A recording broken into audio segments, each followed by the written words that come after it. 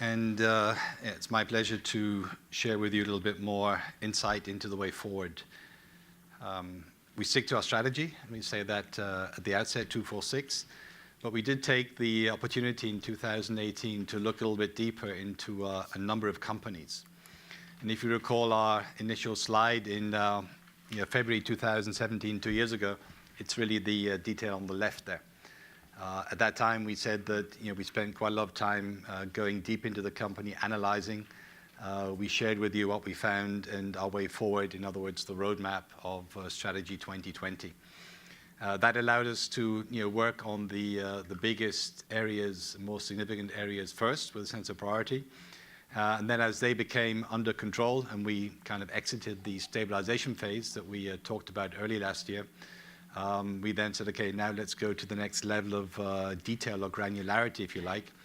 And we began to select certain entities. We this time took outside help. We didn't do that when we created the strategy. And we then dispatched teams to key entities around the Bilfinger world to look a little bit deeper. We didn't always like what we found, but it certainly gave us a lot more clarity and granularity. And as a consequence, we were able to set targets for those companies that will take them from where they are to where we think they should be by 2020 and beyond. Not all of those companies were happy with our approach, but at the end, numbers speak for themselves, and they were kind of hard to argue with. One of the other things we discovered in digging a lot deeper is that we're very customer friendly, which is kind of nice.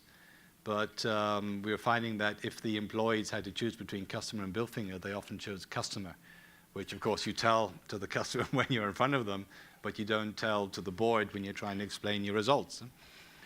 I'll give you an example. In Germany, we have well over 1,300 customers in maintenance alone, and several hundred of those customers have annual revenues of less than 1,500 euros. Annual revenue less than 1,500 euro, right? So it's obvious what you do. You say, okay, that's very nice, but the maintenance costs just of writing invoices, we made that analysis in 2017. It takes us, cost